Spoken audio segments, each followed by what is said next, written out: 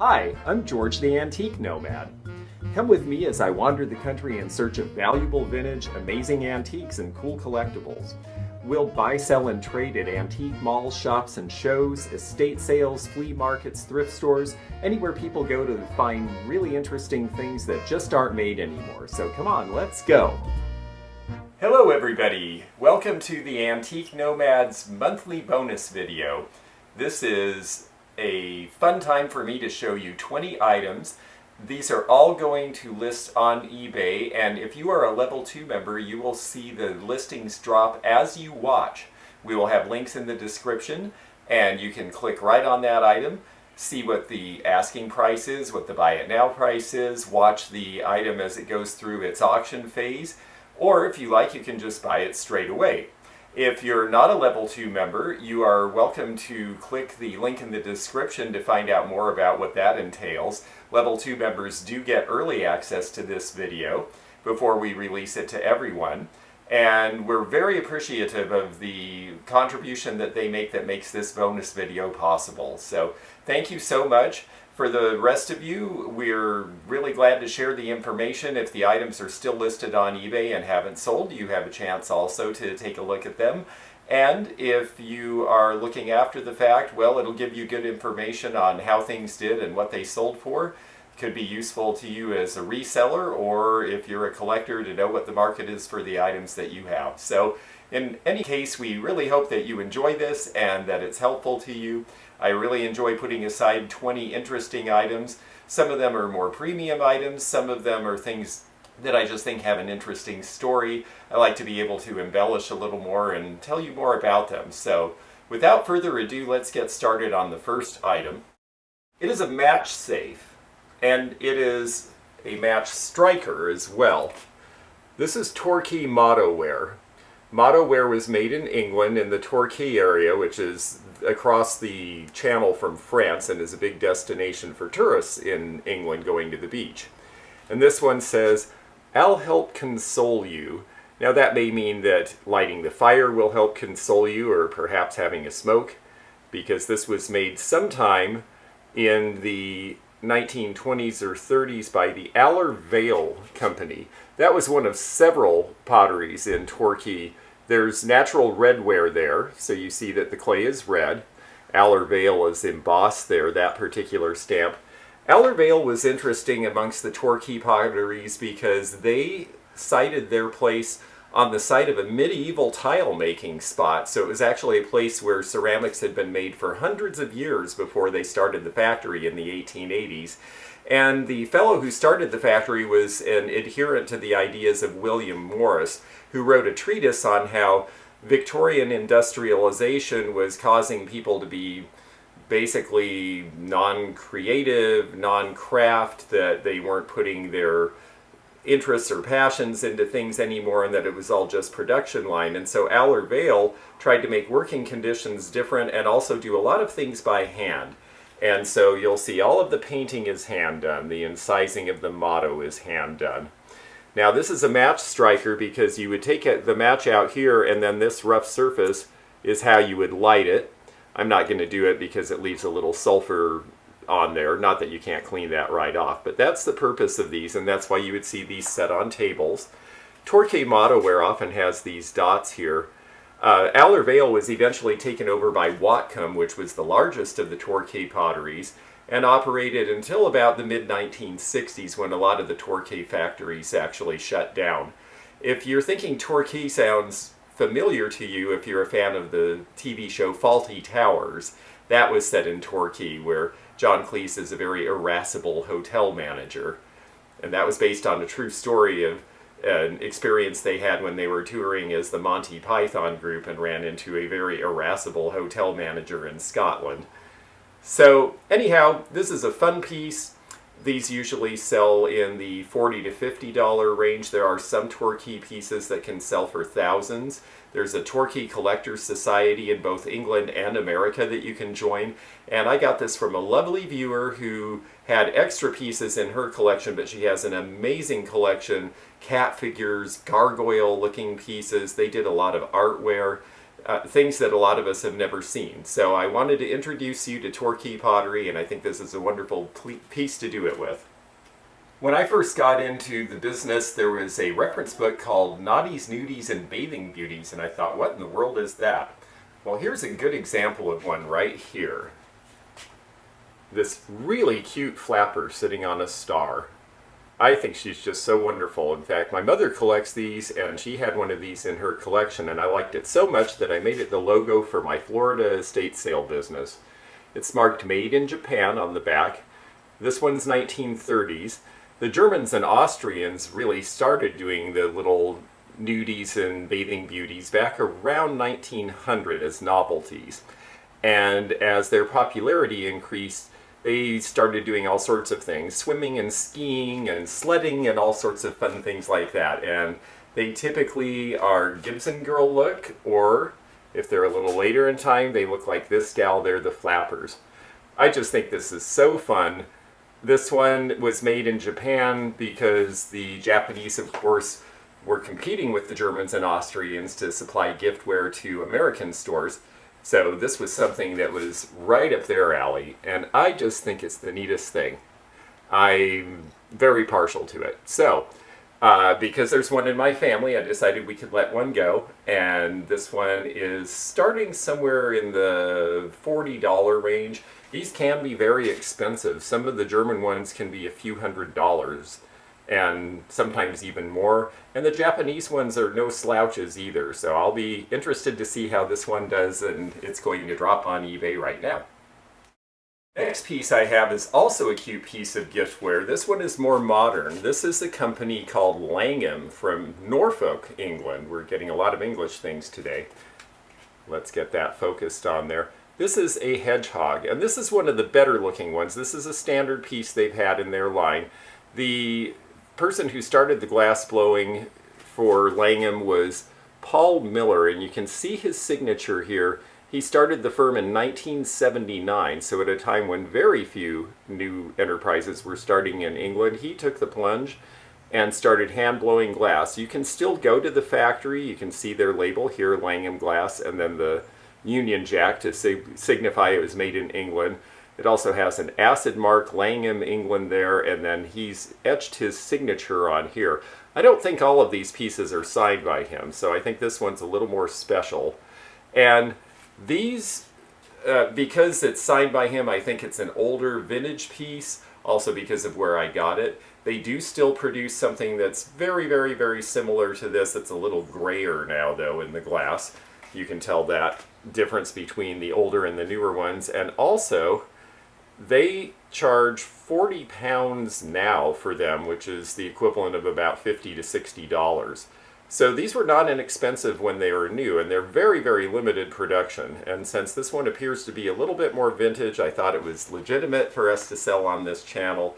I just think it's really cute. The hedgehog is a critter that we see in the United States as pets, but in England, well, they're just running around in hedges. I don't think he looks like a hog at all, though. He has a very cute, long little nose. They're very shy in real life, and so they really would never want you to handle them like I'm handling this one. So the glass ones, you know, they don't eat and they don't take up much space. I think he's really cute, and it's interesting to me to see a relatively recent vintage maker who's doing a lot of really cute glass animals that are a little different than any other glass maker is producing now. The next piece that I have to show is another piece that dates back about 30 years, and there's a reason we don't see them older than that. This little box, see the applied rose, and it even has a stem, very detailed. Look at the detail in the painting. All of these individual brush strokes done by hand. That is because this is a box by the Herend company, Herend from Hungary, and I'll hold that mark up where you can see it. Herend is really popular in the United States now. It was a very important porcelain maker. The Austrian-Hungarian Empire, they were the ones who were commissioned and were purveyors to the Habsburg regimes. And the Habsburg family had the kingdoms of several European countries, including Portugal. Their heirs moved all over Europe, were very important. The family is still very important in Europe today. And so this originally was made for European royalty and the aristocracy. Eventually, as time went on, they became available to people who could afford them, but there were not a ton of pieces made. And then in the 20th century, of course, between the two wars, Hungary ended up behind the Iron Curtain. So from 1948 until 1993, you could not get this ware outside of the Eastern Bloc. It was not available to Westerners. In 1993, when the Hungarian government reformed, they decided to take what had been a nationalized firm and privatize it again, but they did a very, I think, good thing that has allowed Heron to stay in business and be profitable when most other porcelain companies have gone by the by. And that thing that they did was they made it a 75% employee and management owned company. So the workers have a real stake in the quality remaining high like it's been for centuries, and the production being good, and things being done in a way where they don't have factory seconds or things that would besmirch their reputation. So Heron is really sought after because of that. So much hand detailing. It's just really pretty the way they're made, and following the traditions of Austrian porcelain, like Royal Vienna, for example. There's lots of different motifs all the way around. This one has butterflies and flowers and the rose finial. This is a nice little pin dish. It should sell somewhere in the $50 to $65 range, even though it's small, because of who made it. So Heron is a good name to look for. Here's a little piece of trivia for sports fans. What was the first San Francisco Bay Area professional team to win a sports championship? I will give you 5 seconds. Time's up, and if you said the 49ers, the Giants, the Raiders, you're wrong. The first team to win a pro championship in the San Francisco Bay Area were the 1967 Oakland Clippers professional soccer team. Why haven't you heard of them? Well, professional sports really changed a lot in the 1960s because of jet travel. All of a sudden, all the leagues expanded to the West Coast. Baseball, hockey, football. All of a sudden, the Super Bowl was born because there were big national television contracts to be had. And the 1966 FIFA World Cup soccer game drew 1 million viewers on American television for the final, where England beat Argentina in overtime 3-1. It was a very exciting game, and people said, aha, we can get into professional sports. We need a professional soccer team. Because up until then, there had just been semi-pro leagues with ethnic-based teams in major cities in the East, and Toronto and Montreal and New York and places like that. So all of a sudden, there's a professional soccer team. There were 12 teams. They scrambled to get it together in time. They brought lots of players from outside the U.S. because not very many Americans played soccer then. And CBS said, we will give you an exclusive television contract. And yet, in spite of all of their skill, they were a wonderful team that played really well. They won the championship. They won the Challenge Cup. And they could only get 5,000 fans a game to go because when CBS got the exclusive, all the other sports media, in a crazy act of collusion that never would be allowed if it had come to light at the time, absolutely illegal, they got together and said, don't give it any air, don't promote it, don't report the scores, do not talk about professional soccer because we don't want CBS to have an exclusive.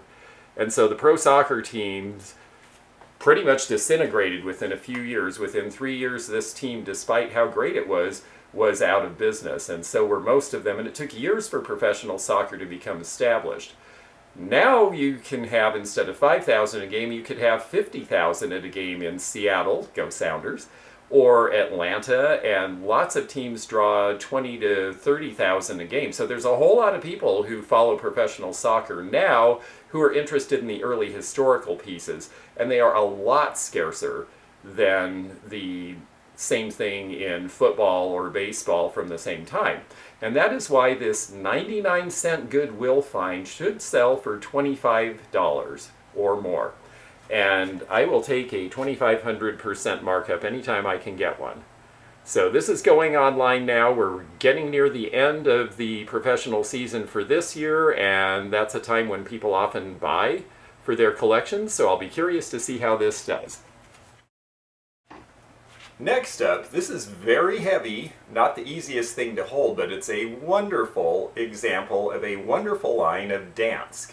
I've had some Dansk on the past couple of months here because I've been finding interesting pieces, and when you see this lid on anything, casserole dishes or whatever it may be, with this crossed handle, this is Dansk Coben style, named after Copenhagen. Dansk Coben style was a very popular line of enamelware, right up there with Le Creuset and some of those other ones, Descoware from Belgium, in the 1970s. And Jens Kvistgaard, who did 4,000 different designs for the Dansk company, was the designer of this as well. And what's great about this, it could not be more classically 70s. It is the fondue pot. And so it has the correct, very heavy iron base with the candle in it still. It looks like it was used maybe once. And then we can show you the wood-handled bowl a little bit better here now. Here's where you see the Dansk France mark. The Dansk pieces made in France and Denmark are the early ones, and they are the most desirable and the most valuable. Here you can see the top again. It's actually very clean inside because, like I said, I think it was used exactly once. It doesn't have any chips, which is important. Enamelware that gets chipped just doesn't sell very well. The other thing that's important about this set is that it also has the original fondue forks. And they are also marked Dansk France on the handle. It may be too small to see, but I think you can get it there. So it's got all four of the original fondue forks. It's a hard piece to find in good condition. Fondue was such an interesting fad in the 1970s. Everybody tried it. Lots of people bought fondue pots. Lots of people got them as wedding gifts. They're collectible now. A lot of people still enjoy fonduing, and it's made something of a comeback recently. So I think someone's going to have a lot of fun with that. I am starting it, I believe, in the range of $59, but honestly, that piece is hard enough to find complete and in that condition, and especially in the red color, it could easily sell for over $100. So I will be curious to see what the market's response to that is. Next up, I brought a fun piece of jewelry. This little guy here, he's a seal with a ball, and he is lucite, but he's what's called confetti lucite because this glitter that you see on the ball and on his little flipper there is embedded inside the material, so it's actually cast in it. This is carved out and then embedded with glitter, and then they fire that into the piece. It is a 1950s piece. You can see late 50s, early 60s by this particular three-holed little clasp here with the safety catch. I think he's just really fun and whimsical the way he's holding the ball. You can see some of the hand carving detail because it's a little rougher on the back where they sort of polished it down, but they didn't polish it shiny like they do on the front where you're going to see it. I just think he's really, really fun, and I have found that in costume jewelry, people like things that are shapes. They like things that are whimsical. You know, they're not looking for subtle little round pins. They're looking for things that make a splash. And this would be really great against any sort of a lighter colored fabric. So fun to wear. Just, I think, a really sweet little piece. It's a couple of inches high, so it has some presence, and that's important to jewelry buyers too. And I believe that this one, if I remember right, is starting around $29. But lucite jewelry is pretty popular now. Pins like this oftentimes go for $40, $50, even higher. So I will be very entertained to see who the customer for this very entertaining piece is. Now, last month I showed a diary and sold a diary, actually a two-part diary from a gal who took a trip to the Middle East in the 1950s. Well, I have another diary from that collection, but this one is much older. This is a day log, and you can see it's got some bumps and bruises around the corners. But this is for a trip that was taken to Poland in 1921. And that's pretty significant because Poland was basically captured and divided up from the late 1700s until the end of World War I. And so this was just the beginning of the renewal of Poland as a modern country. It has some interesting things inside too. It says that I leave the USA February 26, 1921 for Poland. Dedicate this to your own plucky self and love in heart, and in it write your impressions that will permit less fortunate of us to glimpse the next 2 years with you. So somebody went on a really long trip. They put in a bunch of French stamps that were current at the time. I'm not sure if that's because they were sending it, but there's also Polish stamps, so I think they were just collecting what was contemporary along the way. They have some wonderful observations of Brussels and Paris, and then they make their way to Poland. They go through Ghent and Belgium, and then they get to Poland. And we start seeing a few little pictures that they put in. We start seeing some other really fun leftovers, like this is from what was also a new republic, Czechoslovakia. And here's some currency from there at the time. Eventually, we get to April, and this person is in Poland. Let's see here. Oh, actually, a little bit more of Czech. So it seems like they went through a few places. Here's another fold out of a 100 bill from Czechoslovakia at the time. Eventually, we see pictures of places like, well, first of all, here's some peasant folk at the time. There's another one in here that I think is really nice, and I will find that to show. Okay, we have something from a tour script from the Chamber of Commerce, but I know in here somewhere we have another photo that we will try to find. Here we go. Here's an example of Polish currency of the time. Here's a picture I really like. This is them in the mountains of Poland watching the shepherds move the sheep through.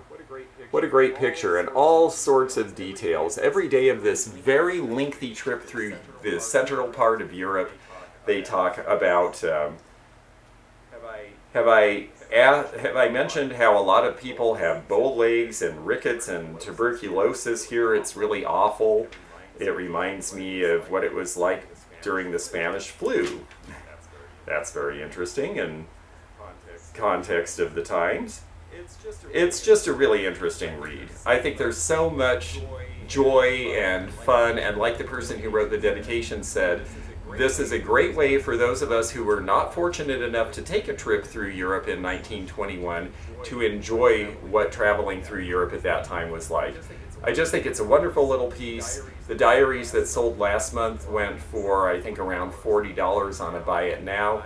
I'm not sure whether I'm going to do a buy it now on this or just let it roll. We'll see, but I think it's going to be very interesting for somebody to read and live vicariously through this really interesting time when Europe was just healing from the First War. But next we're going to come back to the United States, because the next thing I have to show are Levi's. I got 3 pairs of these when I was with the group shopping at the Collectors Carnival in Princeton this spring. I put these aside and somehow never got them into the inventory. Just like the store in Indiana where these came from never got them into their inventory. These are new old stock with the original label showing the size, which is a student 27 by 32. They've got these nice rolled cuffs at the legs. This plaid is so early 1970s, and it's interesting because Levi's blue jeans had really become very popular in the 1950s and 60s with people who were not mainstream. A lot of counterculture people started wearing blue jeans. It became the uniform for people, everybody from the greasers and the beatniks to the mods to the hippies. And Levi's had a good reputation for quality, because they in the 1870s had come up with the copper rivets and the things that hold jeans together better. So by the 70s, they really were becoming very popular. The Gap opened up in about 1969 and started carrying Levi's. That was a mainstay of theirs. So Levi's did really well. I think these should do pretty well. I would expect they'll sell for the $40 to $45 range. I hope somebody who has this size will actually wear them, but they might be fun just for a display. I just think they're really cool. And I'm sure whoever wears them must be really cool too. Now for our next item, I wanted to bring something that is actually hard to find. This is the Swine Herder, the boy with the pigs. You see the girl with the pigs more frequently. The boy is really even harder to find. And the detail on Lladró is so good. They only started making porcelain in 1953 in Spain. It's surprising that they were so much later than some of the other companies and yet have such a great reputation and developed it so fast. And you can see why. You can look at the quality. All these different pieces had to be made and then applied and then fired again. So there's several firings. You've got gourds applied and books. This one has lots of different color in it. All of these nice pastel colors from Lladró. And there's the label, the mark for Lladró on the bottom there.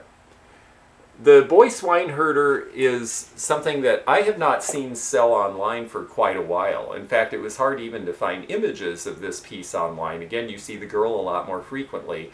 It is retired, and for a lot of the Lladró collectors, looking for the ones that have been out of the line for a while is the mainstay of their vintage collecting with these. So I think he should do pretty well. I believe that he might sell as much as $150 to $200 because he's tall, because he's discontinued, because pigs are cute, at least in this guy's. So I expect him to do well, and it will be interesting to see where he goes. Hey everyone, I just wanted to take a quick break and thank you for watching this video. If you're enjoying it, please give it a thumbs up and leave a comment. Also, please do subscribe because then you can click that bell to be notified of future videos. We have membership packages. There's a couple of different levels. We appreciate the support of our super fans who help us do extra bonus content. You can check that out by hitting the join button below or clicking the link in the description. And lastly, we want to ask you to check out our new channel, the Antique Nomad Live. That's live with an exclamation point, where we're doing additional content of a live nature. Hauls, sales, bonus stuff. We'll have a lot of fun there too. So check us out here on the Antique Nomad and also on the Antique Nomad Live. Now let's get back to this video. Now I showed you the little pin for the soccer team that came from Goodwill and was very inexpensive. And I'm going to show you one other piece as well. I don't do a lot of thrifting, but it is fun to illustrate the profit margins from thrifting. Now, the gross dollars, I'm going to probably make a lot more on the Lladró piece than I'm going to make on what I'm going to show you now. But in terms of percentage markup, well, if you look carefully through the glass section, you can sometimes find things that are from places that are discontinued, out of date, and that people collect because they have happy memories of having gone to these places when they were still around. And one of those is Chi-Chi's, believe it or not. The Mexican restaurant that started in the 70s in Minnesota and went from a single location to a pretty sizable chain across the United States and then into Europe. Now, Chi-Chi's is still in Europe. Chi-Chi's has not been in the United States since 2004, and the troubles at Chi-Chi's became very, very bad right near the end. They had gone into bankruptcy, they had a terrible hepatitis outbreak, it basically killed any chance they had to revive the chain. And yet in Europe they've had no trouble and it's very popular. So it does still exist, but you got to get on an airplane to get there. On the other hand, if you would like to have a margarita to remember a happy time you had at Chi-Chi's, maybe with somebody that you were there with on a date, or just having fun with, well, here's one now. This came from the 49-cent glass display at a Goodwill. These sell for approximately $10. Discontinued restaurants in cafeware and glassware are something to check for because some of them really do sell for a good premium. So Now, I only expect this to sell for about $10 plus shipping, but for a 49-cent investment, that's pretty good. So I wanted to show you this because you folks who are out there looking around, you know, sometimes this is what you're going to find that's actually worth buying in a thrift store. On the other hand, we have another little piece of glass here that I'm going to show you. It could use a little bit of a bath, but I'll get that cleaned up before we actually take the pictures and put it online. It will be dropping online as we speak. But this little port glass, you think, well, gee, it's just plain crystal. What's the big deal about that? Well, take a look at the bottom. Look how this is a little bit uneven. It's just sort of seems a little imperfect. Look at the very bottom and how it's really got this big blow mark for glass. You look from the top and you're seeing, especially at the foot, it just looks like it's all just sort of, let's see if we can, there we go, that's in focus. You can see where it's just sort of big and blobby and loose looking. Well, that is because this piece of glass is 200 years old. This was made in Massachusetts about 1820, and this is how glass had to be done back then. Every piece had to be hand blown. So the stem and this was blown like a bell, and then this attachment piece was blown and the bottom piece was blown, and while it was still hot they had to sandwich all that together. And that's why drinking vessels were actually rather expensive, especially glassware back in this time. This plain little glass piece would have probably cost something like 2 or 3 days' wages back then, because most people were drinking out of something that they carved out of a piece of wood.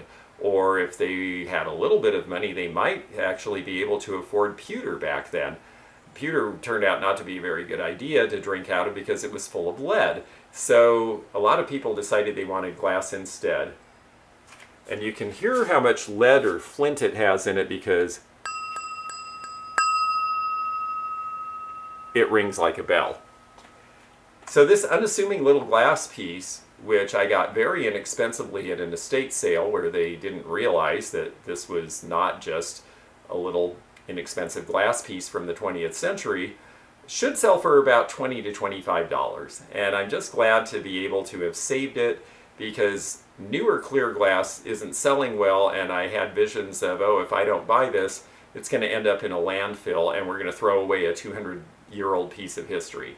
So I'm very glad that I was able to save it, and I am looking forward to sharing it with someone out there.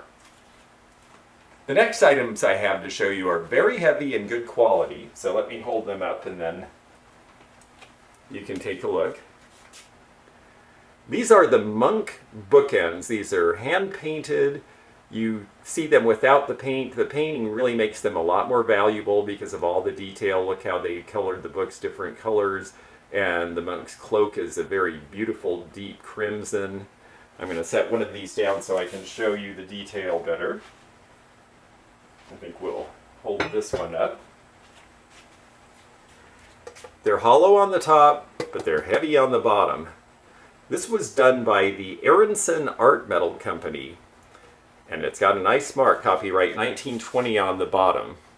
This also has an interesting story in that the way it came to the people I bought it from was that their uncle, I believe it was the janitor in an apartment in New York City where the playwright Eugene O'Neill and various other dignitaries lived at the time. And this came from one of the apartments. So it could be that it was owned by a fairly famous writer. We can't tell for sure. But the reason that they would have had this is because these were considered very high quality. They were made by the Aronson Art Metal Company. You can see Aronson 1920. Louis Aronson was a metallurgist and inventor. He invented the safety matches and he invented the first windproof lighter. And he had the Art Metal Company where things were marked Aronson. But when he came out with the lighters, he took the A off and they were the Ronson lighters. So this is connected to Ronson.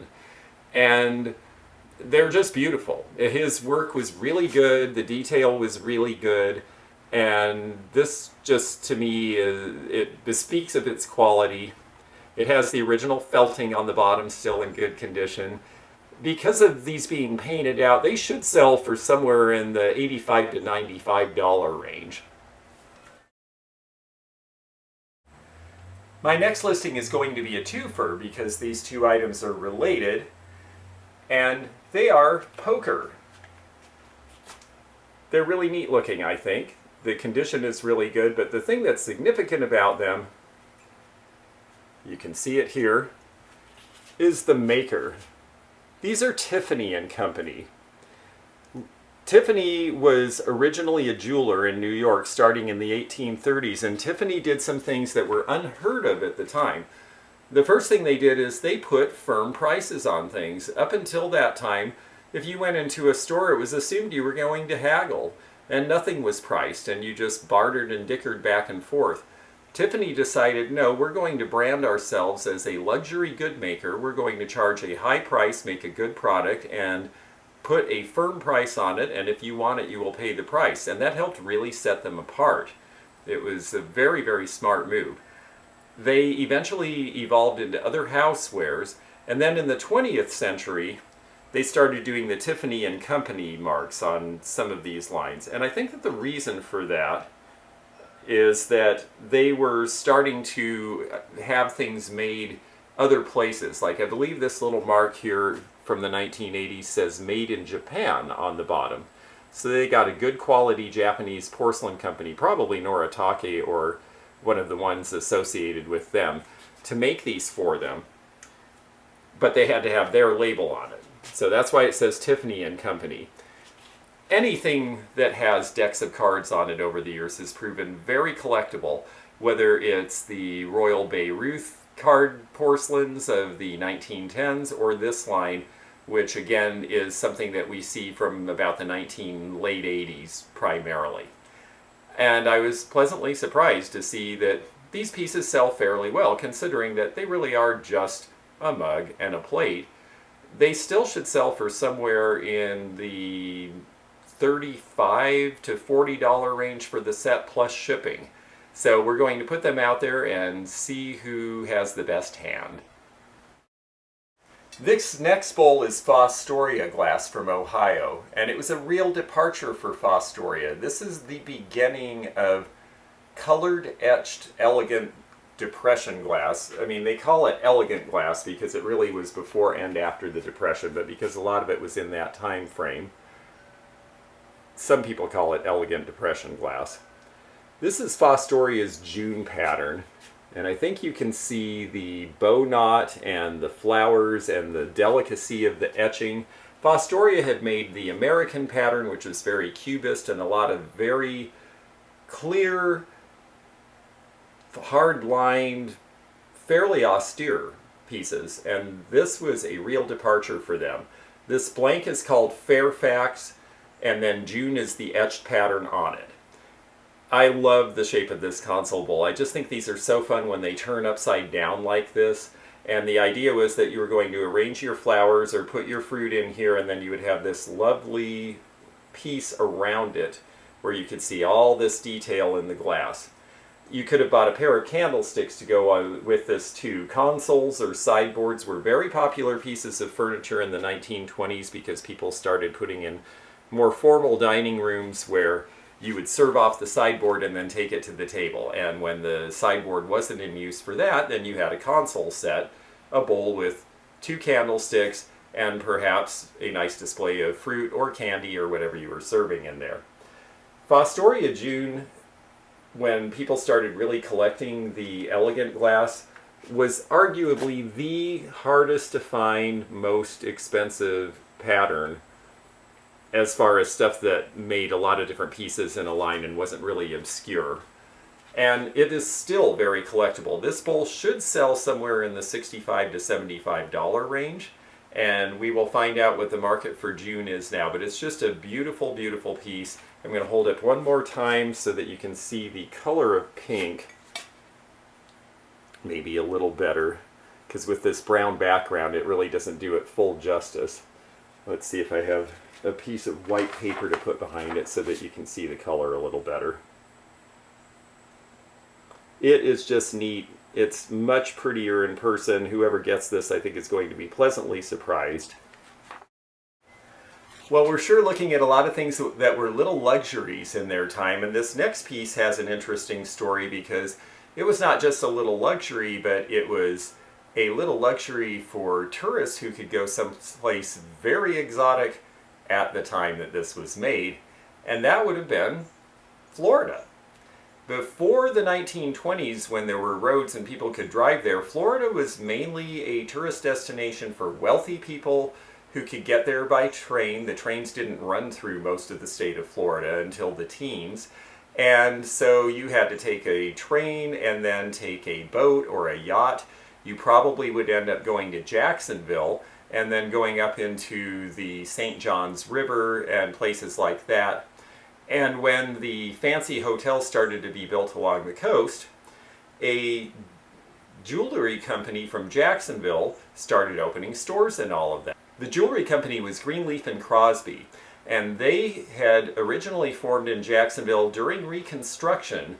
Greenleaf moved from New York City. Eventually Crosby moved down and became a partner in the business, and they did jewelry, and like Tiffany, because they knew of Tiffany in New York, they also started doing sterling and other fancy houseware. So this is one of their sterling pieces.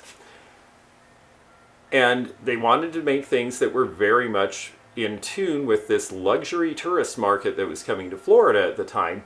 So this is, I consider it a fruit knife. Everyone else calls them cheese knives because of the little double point on the end, but I actually think this was made to cut through citrus because citrus was a new thing. We didn't have oranges and grapefruits until Florida became more developed and the citrus industry came. So that was part of the attraction, is you could go get fresh oranges and grapefruits. And so you see that reflected in the motif here.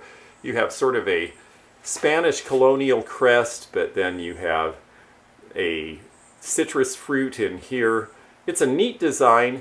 It has St. Augustine, well, on the back you see Crosby and Greenleaf sterling, and then on this side, and it may be very hard to see, but St. Augustine, Florida is etched very delicately into the blade.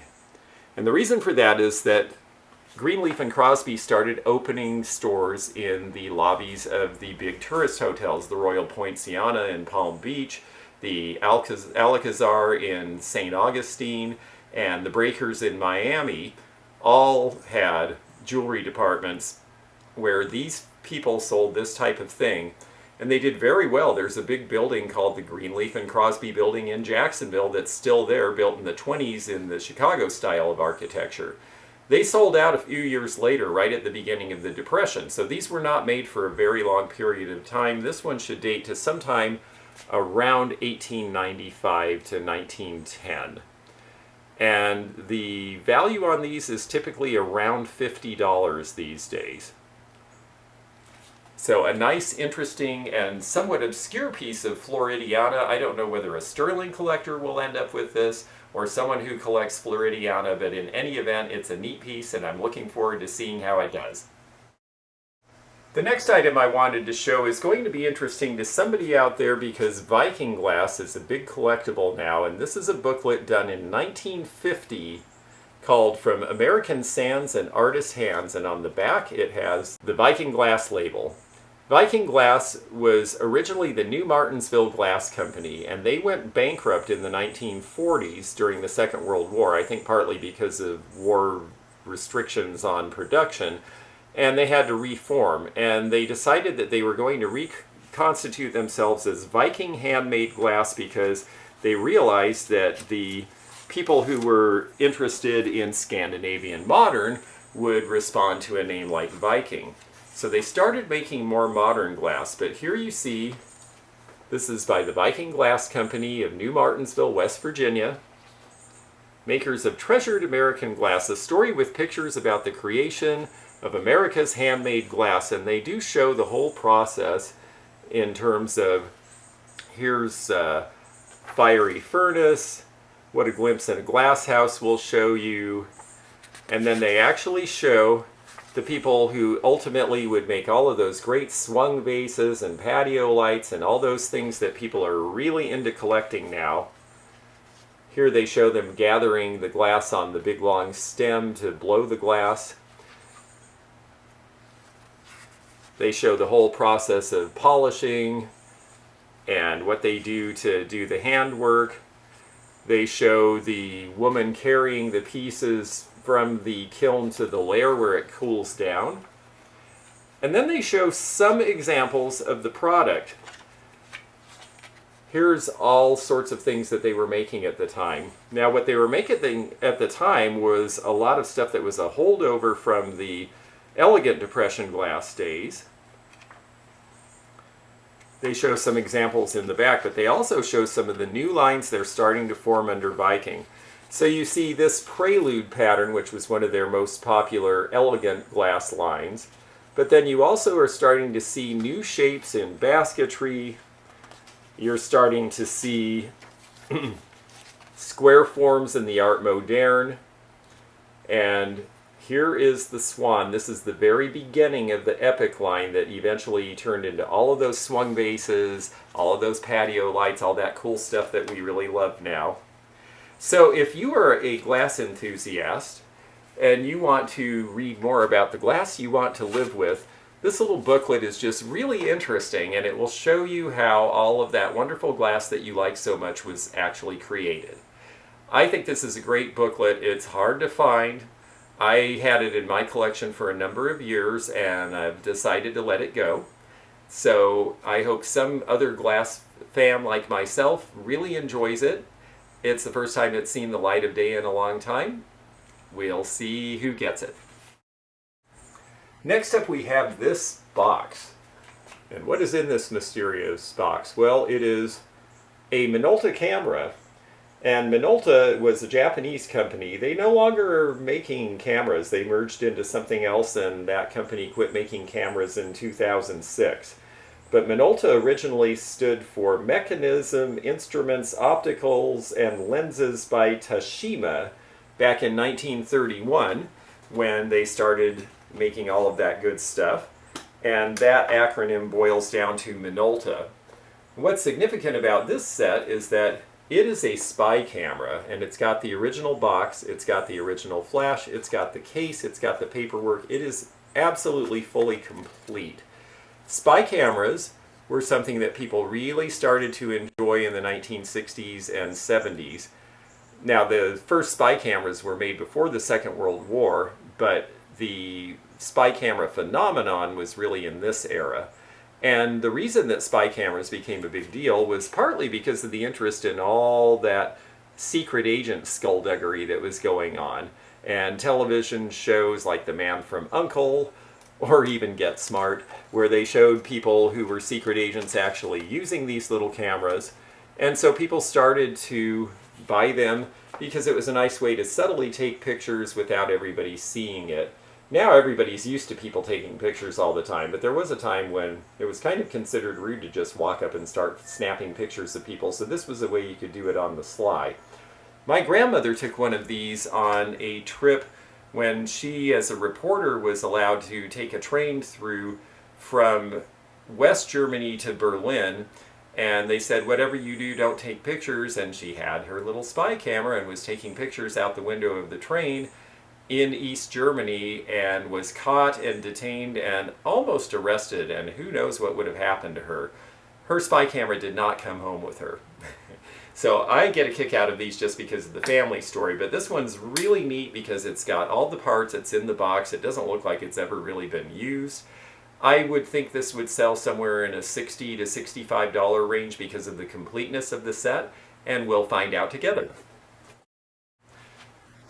Well, Halloween is near, and we have to have a Halloween piece in here because I don't get very many Halloween pieces, but I thought this was just fun. And there actually is a story behind these. They're not brand new, and you can tell the difference between the new ones and the old ones. This one is an older one.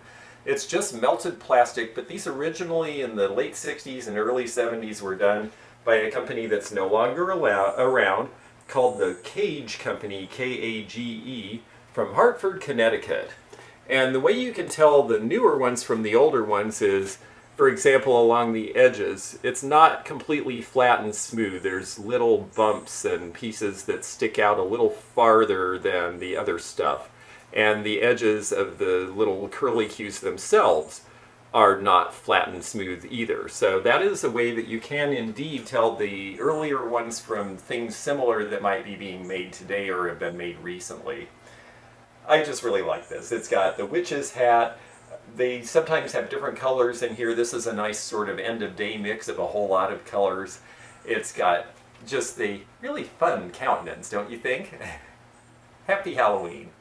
So I expect that this will probably sell in a $25 to $30 range. It seems to be about where the Halloweens are going these days. There are some of these that are really rare. Certain cartoon characters were done for very limited amounts of time. So there is a little bit of scholarship now to be done with these. If you get one and you haven't seen it before and you're not finding it online, then there is a chance that it might be fairly obscure and of greater value. So do take a look for these out in the marketplace. They need to be in perfect shape, no corners broken off, no holes in the middle, and then you have something. Who would have thought? I remember these as a kid and thinking they were really fun, but I never thought of them as being some future collectible. But time marches on, and people want their memories back. So that brings us to our last piece for this video, and this is the last piece that will be going on eBay, and it's a really very nice little Lalique fish paperweight, the Poisson. Now, these have been made more recently. There are also fakes of Lalique, so let's talk about how you know. Now, first of all, this one is signed R. Lalique. R. Lalique is Rene Lalique, and I hope you can see that signature. It's right up here at the very top. The fact that the initial R is in front of it means it was done during Rene Lalique's lifetime. So sometime between, I believe it was 1905 and his death in 1945, this would have been made. They quit making them with the R. Lalique stamp and just shortened it to Lalique afterwards. So how do you know that this one's original? Well, the fakes usually have mold seams. The later ones that are legit, that are Lalique, will not have the R in them. The R should be in a needle etch, never an acid etch. And it should be a relatively straightforward, readable signature. Not too fancy, not too many curlicues. And so those are ways that you can tell. Also, Lalique changed their formula because the French government changed their definition of crystal. So in 1945, they started putting twice as much lead in it, so the clear pieces are more transparent in the later years than they were in the earlier years. So that's another way to look for fakes. So this one appears to be legit. It seems to be real with the R. Lalique label, and because of that, I think it could go for a pretty high price. I was hoping it might go for as high as $120 anyway, but with the R. Lalique signature, it is possible it could go even higher because there are not very many of these that are real that are signed R. Lalique, but this one appears to be legit. Lalique was a jeweler originally, just like Tiffany. He decided to expand into other lines, and he got interested in glass because Cody of Cody Cosmetics had a shop right down the street from him in Paris, so he started making really elaborate perfume bottles for them. And that sent him into the glass business, and the glass was so beautiful and so refined that ended up being the primary thing that they did for a long time. So they do jewelry and glass. They have branched out into some other home goods. Lalique is high-end. They have a store on Rodeo Drive in Beverly Hills that I've been to, and there wasn't a thing in it under $3,000. So Lalique is great stuff. I love the color of this one. I think it's just a fun piece. I'm very curious to see. I really don't get R. Lalique signed pieces very often. They're a lot more difficult to find than the ones after the Second World War. So I'm excited to see where this will go and to whom it will go. And in general, I'm just really excited to bring this information to you. I really like doing these bonus videos. It really helps me expand my knowledge and do a little extra research that I can pass on to you. And it also is nice to be able to put things out that are a little bit more interesting, have a good story, maybe have a little bit of premium value so that you folks have first chance at them. I'm always glad to do something like that for my viewers. Thank you so much for the Level 2 members who helped make this possible. Thank you all for watching. And again, if you're seeing this live, well, you're a Level 2 member and you are seeing it as these pieces list on eBay. If you're seeing it after the fact, they may still be there. If they haven't sold, you can go take a look. You're also welcome to look at my sold items on eBay under the Antique Nomad. And that way you'll be able to track the market and see how these things do. It's a fun way to experiment and see what the current market for interesting items is. And I just really enjoy bringing it to you. So for now, I'm going to sign off. I'm George the Antique Nomad, and it's really great to have you with us. We'll see you again soon. Take care now. Thanks for joining me again in the fun and fascinating antique community, here where online meets the real world. Please click the subscribe button below, click the bell to be notified when new videos upload, leave a comment below, and hit thumbs up to like this video. Links to our online social media daily posts and our items for sale are in the description. This is George at the Antique Nomad. Bye for now.